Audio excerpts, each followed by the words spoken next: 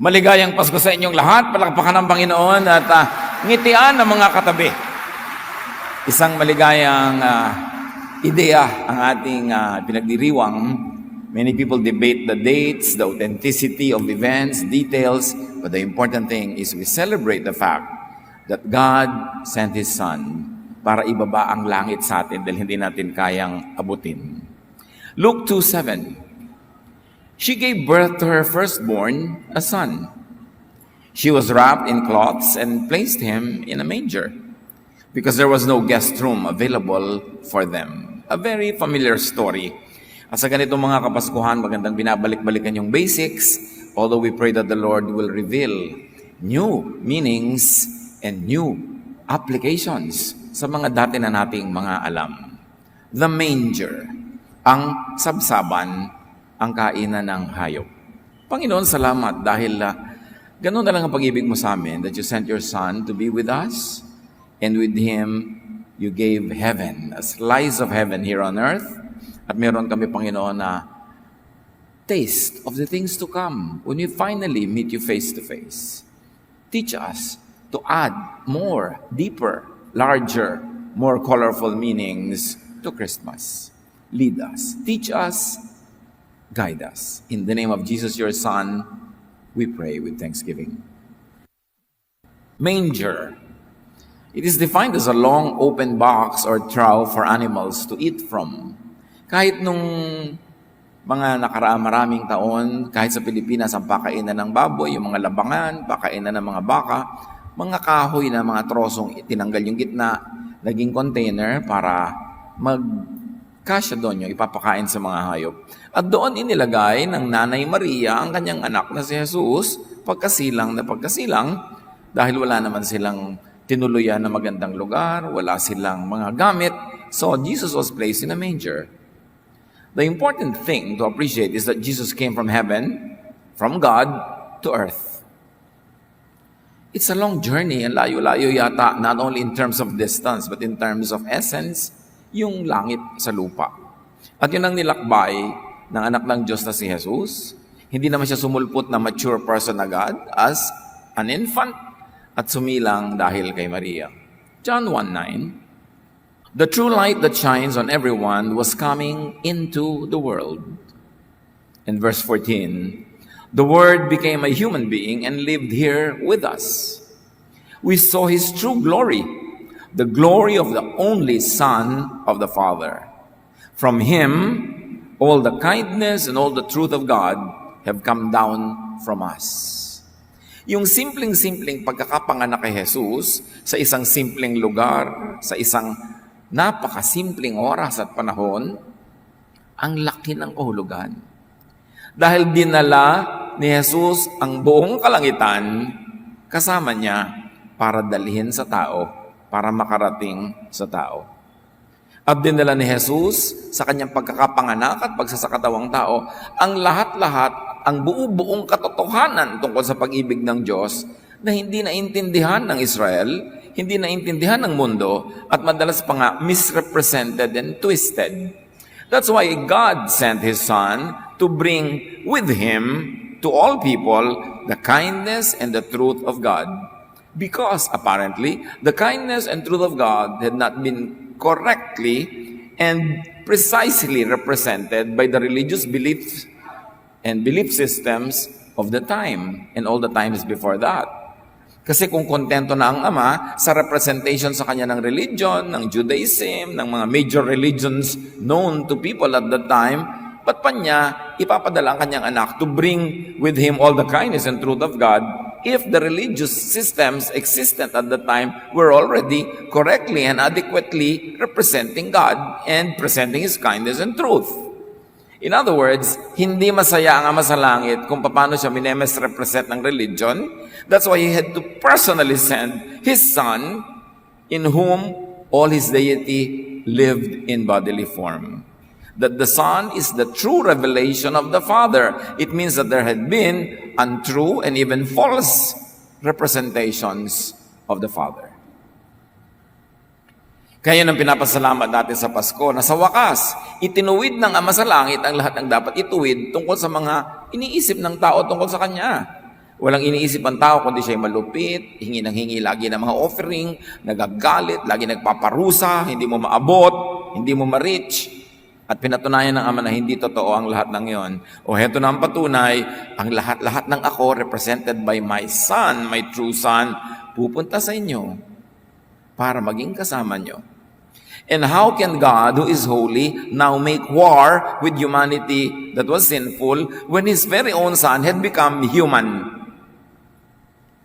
That's why now there is peace between God and men through His Son, Jesus Christ. Paano mo gigirahin ng isang lahi na ang sarili mong anak ay naging kabilang na ng lahi na yon? Kaya ang pagkakapanganak ni Jesus sealed forever the peace between God and men or humans. Parang yung mga hari nung araw, para magkaroon ng kapayapaan, para matigil ang mga gera nila, ang anak ng isang hari, ipapadala doon sa kabilang kaharian, magiging asawa ng anak ng hari doon, magkakaroon sila ngayon ng apo, yung dalawang magkaaway na kings na magkaibang kingdom, may common apo. Paano pa ngayon sila magigera? E di kailangan lipulin nila sarili nilang lahi, sarili nilang mga angkan. At ganun ang kahulugan that God became man, became human in Jesus. That now there was not going to be any more war between God and humanity because God Himself, the Son of God, had become human. And through this human form of God in Jesus did not only bring God to people, but the same Jesus will bring people to God. That's why He is the way to the Father. Yun ang peace. Kaya ang kanta ng mga anghel na naog sila, peace on earth. There was going to be no more war because there was apparently a war between goodness and sin, between light and dark, between God and humanity. But all of that is done with through the birth of Jesus. Because the incarnation of God through Jesus is irreversible. Kaya ang sabi, this man, Jesus, came up to heaven and now sits at the right hand of the Father, continuously making intercessions for humans. Kaya yung intercession, hindi lang minsang ginawa sa cross, patuloy na ginagawa ni Jesus who sits at the right hand of the Father. And that is the meaning of Christmas. Dapat wag mawala yun. Kahit maraming nadagdag na pampasaya, minsan pampagulo, pampastress, pero wag mawala yung basic meaning. Now, Jesus was placed by God, by the Spirit, from heaven into Mary's womb. Ang laking journey nun. From spirit to flesh. From divine to human that remained divine. Luke 1:30-32. Then the angel told Mary, don't be afraid. God is pleased with you. And you will have a son. His name will be Jesus. He will be great and will be called the Son of God Most High. So ipinapaalala kay Mary, don't be confused ha, dadaan lang sa'yo, but He will be the Son of God Most High. Ang tunay niyang magulang ay ang Ama sa langit. You will be an instrument, and because of that you will be blessed, and all generations will call you blessed forever and ever. But this child that will be born is Son of God Most High. So Mary gave birth to Jesus into the world. Kasi alam naman bigla na lang, toink, sumulpot si Jesus from heaven, biglang nandyan na lang, malaki na. Kailangan dumaan sa natural process. Mary became an instrument. John 1:14, the Word became a human being and lived here with us. First in the womb of Mary, then into the manger. Because Mary placed Jesus in the manger immediately after having been born. Luke 2:7, she wrapped him in cloths and placed him in a manger. Kaugalian nila no, na pag may isinisilang binabalot ng lampin, binabalot ng tela, para yung bata huwag maggagalaw. For whatever it is, for the development of the bones or the muscles, or kung ano man, binabalot nila parang lumpia yung bata. Tapos inilalagay sa safe lugar. And in that case, in this particular case, Mary placed Jesus in a manger. Now let's be poetic. And let's go beyond the cartoon level of the story, but go into its essence. Because that manger is you. That manger is me, is all of us. God brings Jesus into the world and into you. Kaya kung tutuusin, ibilang natin yung sarili na sabsaban. Tayo yung manger na pinaglagyan kay Jesus. John 1:12-14, yet some people accepted him like the manger accepted Jesus and put their faith in him. So he gave them the right to be the children of God. Sino ang mga anak ng Diyos? Sino mang tatanggap kay Jesus. Ngayon, yung pagtanggap na yan kay Jesus, sobrang naging formula in evangelical circles. A, accept. B, believe. C, confess. Voila, save ka na. Sobrang na-simplify yan ng Western theology. Anong kahulugan talaga ng pagtanggap? It is not just a one-time event, but a process.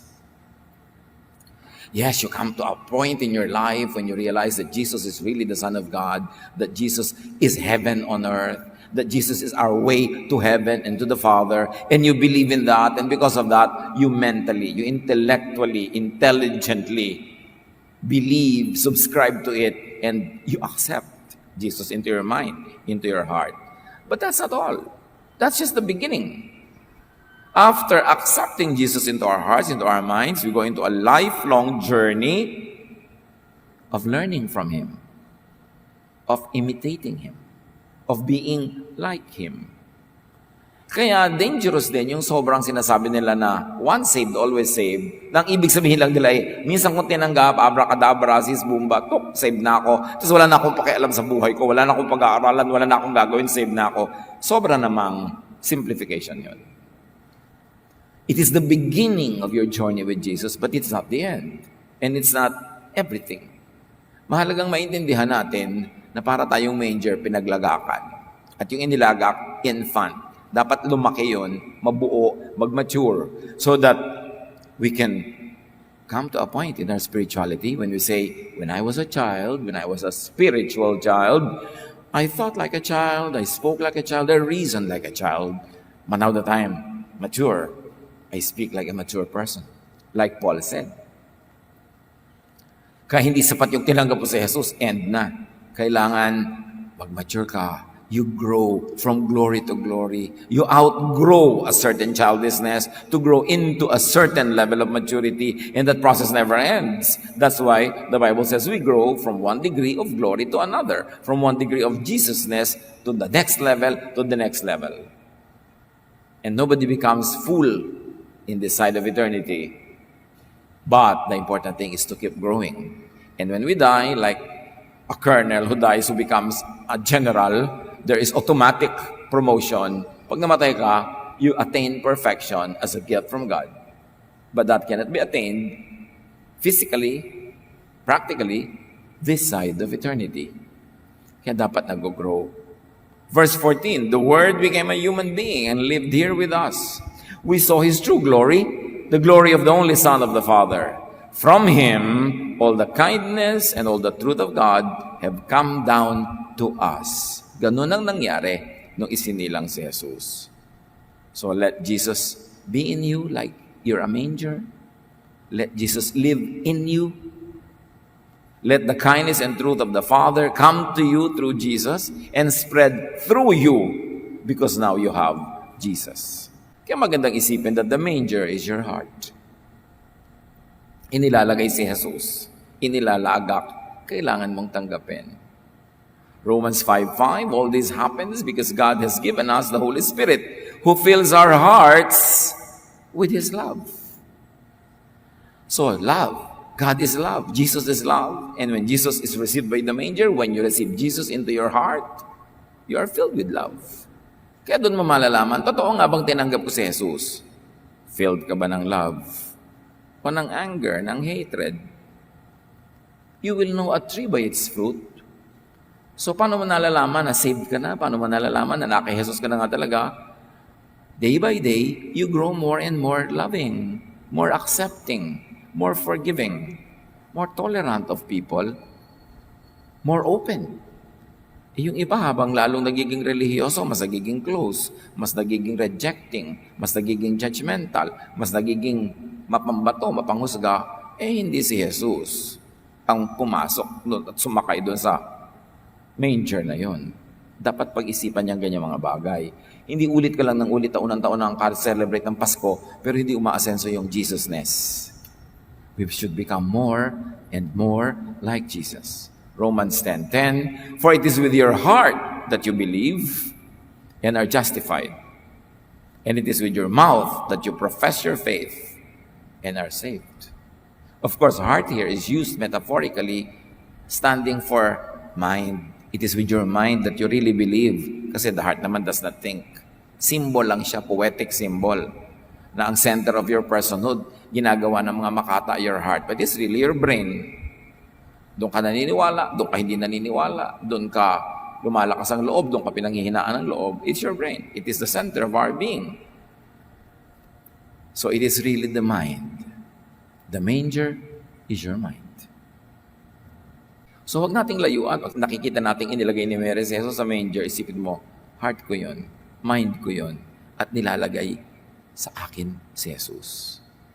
Romans 8:5, those who live in accordance with the Spirit have their minds set on what the Spirit desires. Pag talagang pinaghaharian tayo ng Espiritu, hindi na tayo kailangan piliting maging kamukha ni Jesus. Yun na talaga ang natural na gusto natin kasi na-set na ng Spirit yung ating mga hilig. Ang hilig na natin, Jesusness. Ang hilig na natin to be more with Jesus, to be like Him, and to serve Him, and to fellowship with Him. Likas na yun kung talagang manger ka na parang mind na tinanggap si Jesus. Hindi ka na lagi nag-i-struggle to be like Jesus. No, now you enjoy being like Jesus. Pag struggle pa, immature level pa yon.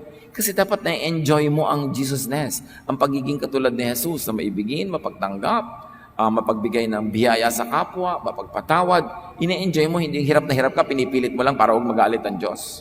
We should grow into that level of maturity when we actually enjoy being Jesus-like. Romans 12:2, do not conform to the pattern of this world, but be transformed by the renewing of your mind. Then you will be able to test and approve what God's will is. His good, pleasing, and perfect will. Huwag na kayong makiayon sa takbo ng mundo. Ibahin nyo ng utak nyo. Huwag nyo igaya sa 95% ng utak sa paligid. Kasi ang utak ang ibinibigay natin sa Diyos. Sa utak natin siya pinatitira. Sa utak tayo nagbabago.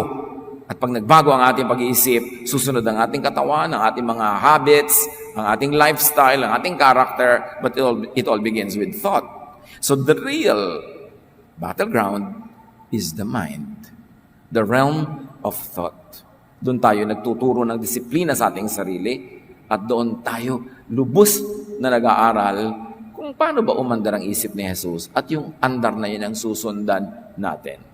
This is what Jesus and this is what Christmas is all about, change of mind. Pero kung taon-taon, pareho lang ng takbong utak natin, kahit ang dami na nating i-celebrate na Pasko, walang talab. The manger is your personhood. It is your personality. Dati ang laman, pagkain ng hayop, considered sa poetry na mababang uri ang laman. Pero ang inilaman na si Jesus, the highest content. So dapat yung ating personhood, yung ating personality, ang nakatira si Jesus. 2 Corinthians 13:5. Test yourselves and find out if you really are true to your faith. If you pass the test, you will discover that Christ is living in you. But if Christ isn't living in you, you have failed. So yun ang test. Hindi paramihan ng verses, hindi palakihan ng donation, hindi paramihan ng ministry. Although mahalaga lahat yun to make the church very effective. But the true test is personal. It is not corporate. If Christ is living in you, you will discover it. You will know it. Because your fruits will be like the fruits of Jesus. If you don't have the fruits of Jesus, then you have failed. Hindi nakatira sa'yo. Kaya mahalaga rin, suriin natin. Hindi lang tayo maging busy sa mga celebrations, although hindi naman masamang makisaya. Pero dapat meron kang oras ng paglilimi-limi, pagninilay-nilay, pag-isip-isip. Kung ang Pasko mo ba ay empty o totoo. At ang tunay na Pasko, Christ lives in you. 2 Corinthians 4:6. The scriptures say, God commanded light to shine in the dark. Now, God is shining in our hearts to let you know that His glory is seen in Jesus Christ. So that is our goal. Marami tayong Christmas lights, yes. Maraming parol, maraming electronic lights. Pero is the light of God shining in your heart?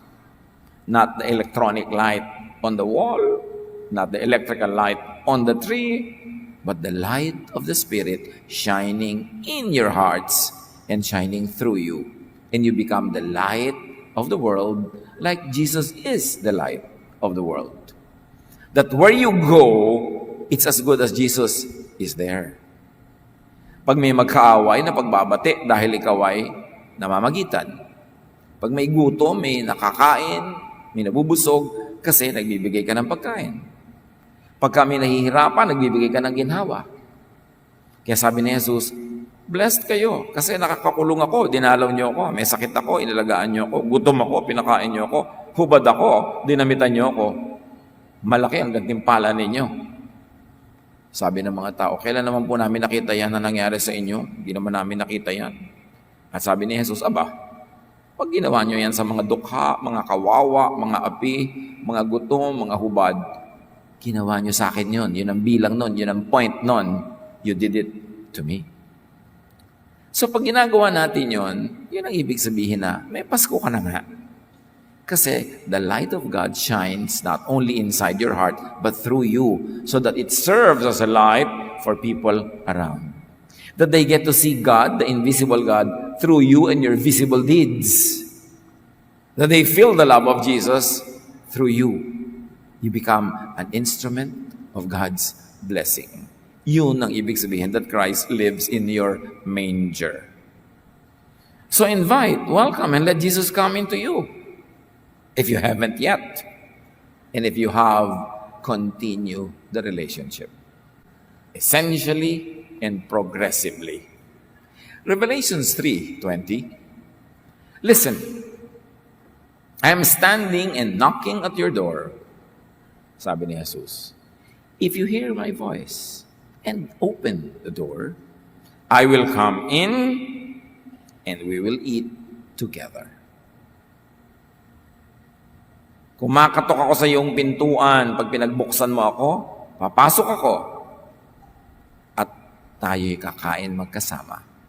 2 steps, hindi lang yung pasok, na I accepted Jesus, so saved na ako, pinapasok ko na. Pero may kasunod, I will sit down with you and have a very prolonged, enjoyable meal with you. Sa Middle Eastern culture, the highest form of fellowship is eating together. Kaya yung sinasabi nating, the Lord is my shepherd, ang kasunod nun, you lay a table before me in the presence of my enemies. Ibig sabihin, naghahain ka, kakain tayo, at walang magagawa ang mga kaaway ko. Because in old Middle Eastern culture, when somebody opens his tent or his house for you and sets a table before you and eats with you, it is a signal to all the community surrounding that house that nobody can touch you, that the owner of the house, your host, will give his life to protect you from all your enemies. That's why you don't only come in and eat, you enjoy the protection of the house. Kaya sabi ni Jesus, if you will only open the door, I will come in and eat with you. I will protect you from all your enemies, including yourself. I will give my life to protect you. And that's what Jesus did. He gave His life to give us our life. He paid for our sins. He became our champion. His victory became our victory, because if we would fight the battles on our own, we would all lose anyway. So Jesus fought it for us, and with His victory, we have all become victorious. Sabi niya, I will eat with you.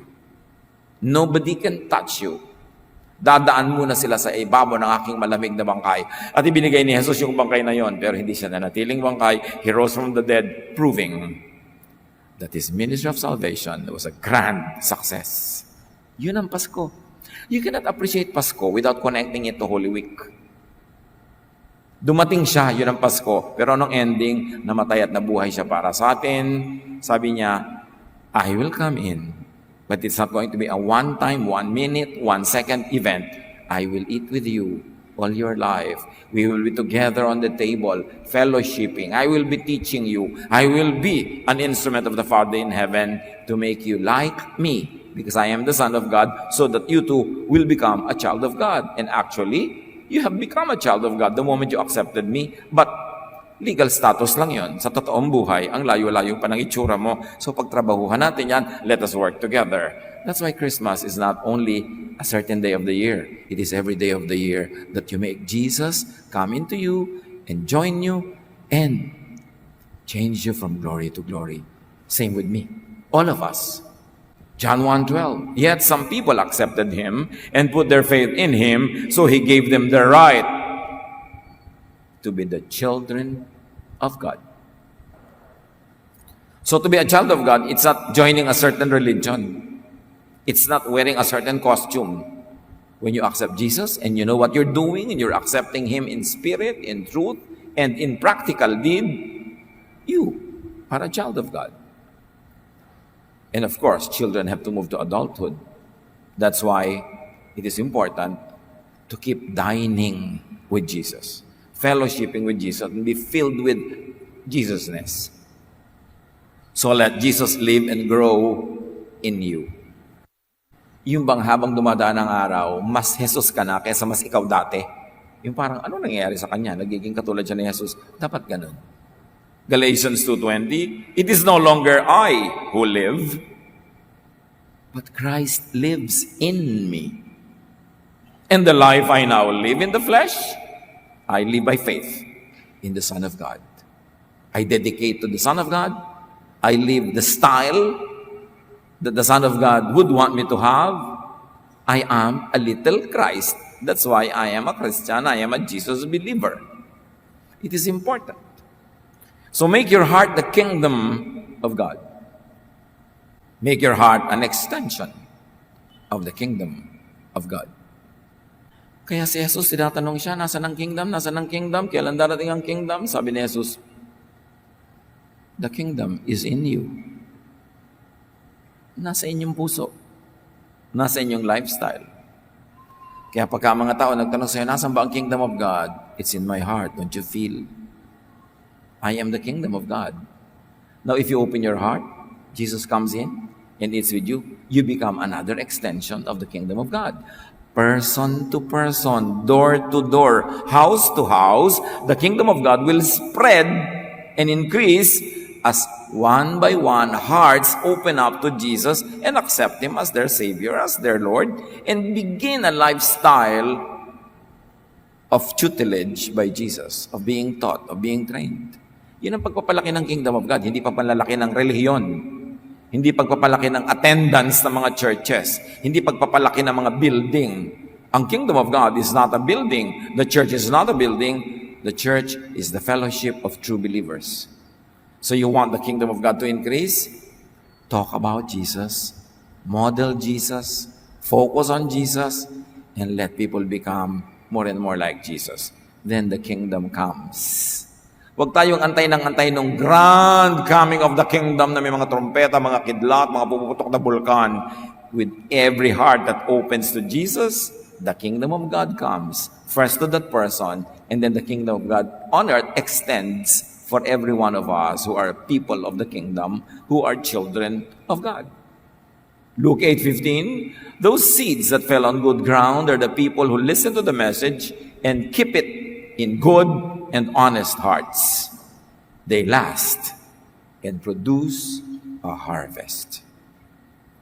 What is a successful evangelism? What is a successful soul winning? Not only when the person accepts and prays, but now when the person keeps that good teaching in her heart, in his heart, and continues to grow until spiritual fruits become visible, become tangible, that you know that they are now bearing the fruit of the Spirit, which is really love for others, which is really good deeds, goodness, kindness, then you know that the evangelistic work had gone full circle, that the seed planted is now has now become a flower, has become a fruit, and now bearing seeds that will be planted again, and the cycle goes on again, and more people accept Jesus as their Savior and Lord. So meron tayong pananagutan. First, to model Jesus-ness, to make it more appealing and less threatening for people to come to Jesus because they're at ease with you, because you are nice, because you are kind, and because you are not judgmental and rejecting and snooty and self-righteous. We must correctly represent Jesus so that the kingdom will increase. Parang nung first century Christianity, the people of God were sharing food, they were sharing resources.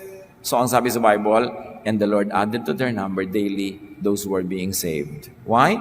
Because it was very attractive for people around to join the Jesus people. Because they were nice folks, they were kind, they were loving, hindi sila yung mga judgmental at mga self-righteous that has become of many people who profess to be Christians. So you accept. You're like a manger accepting Jesus and then share Jesus with others. Ang ganda ng poetry. Kasi yung manger, lalagyan ng pagkain ng hayop. So nang inilagay si Jesus doon, in a romantic and poetical way, isipin na natin na naging pagkain siya ng mga hayop. Naging pagkain natin, that Jesus became our food. He became the spiritual bread from heaven. At tayo man, kung tayo ay manger na tinitirhan ni Jesus, many people will come to us and be fed. Because we're available and we're open and we're allowing them to feast on the Jesusness that is within us. Nagiging receptacles tayo, nagiging dispensers of blessing to people, that people come to us and feed on Jesus. Sabi ni Jesus, eat my body, drink my blood. That's, of course, metaphorical. That is poetic language. Ibig sabihin, have my mind, think like me, be Jesus-like, and therefore, mapapatunayan mong anak ka nga ng Diyos. Kasi ako anak ng Diyos, kamukha kita, di anak ka rin. Then share Jesus with others. Sa kabisihan natin sa Paskong Pasko, baka nun wala na tayong panahon mag-share tungkol kay Jesus. Kailangan meron. When we go to people and bring them gifts, when we visit people, make sure that you talk about Jesus. Not necessarily give them a sermon, but even a word or two that comes from the mouth of Jesus, applied on the right wound, on the right weakness, will become a blessing to people. And you help open their hearts and minds so that they too will become mangers into which we can put Jesus. Make the Spirit of Jesus inhabit many other hearts and minds.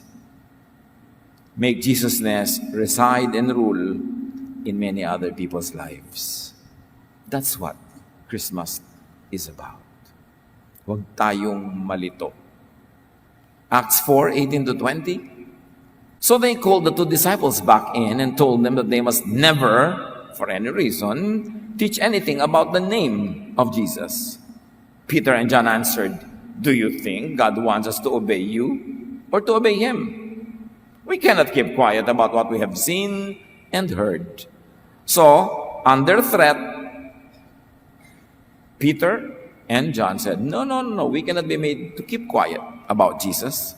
Kahit kami parusahan, kahit kami ikulong, hindi kami titigil na ipangaral si Jesus.